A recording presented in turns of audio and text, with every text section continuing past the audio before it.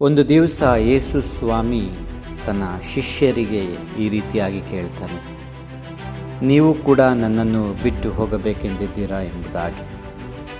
ಈ ರೀತಿಯಾಗಿ ಕೇಳಿದಾಗ ಆತನ ಶಿಷ್ಯರಲ್ಲಿ ಭಕ್ತನಾದಂಥ ಪೇತ್ರನು ಈ ರೀತಿಯಾಗಿ ಹೇಳ್ತಾನೆ, ಸ್ವಾಮಿ, ನಿನ್ನನ್ನು ಬಿಟ್ಟು ನಾವು ಇನ್ಯಾರ ಬಳಿಗೆ ಹೋಗೋಣ? ನಿನ್ನಲ್ಲಿ ನಿತ್ಯ ಜೀವ ಉಂಟು ಮಾಡುವಂಥ ವಾಕ್ಯಗಳಿದೆ ಎಂಬುದಾಗಿ.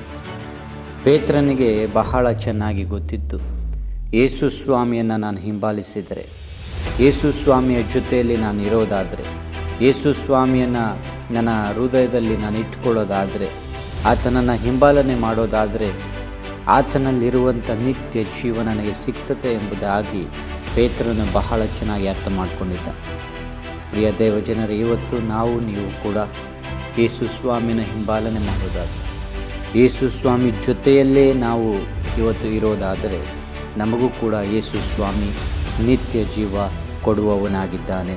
ಹಾಗಾಗಿ ದೇವರು ಹೇಳ್ತಾನೆ, ನಾನೇ ನಿಜವಾದ ರೊಟ್ಟಿ, ನನ್ನನ್ನು ನಂಬುವವನಿಗೆ, ನನ್ನನ್ನು ತಿನ್ನುವವನಿಗೆ ನಿತ್ಯ ಜೀವ ದೊರೆಯುತ್ತದೆ ಎಂಬುದಾಗಿ ಸ್ವಾಮಿ ರೀತಿಯಾಗಿ ಹೇಳ್ತಾರೆ.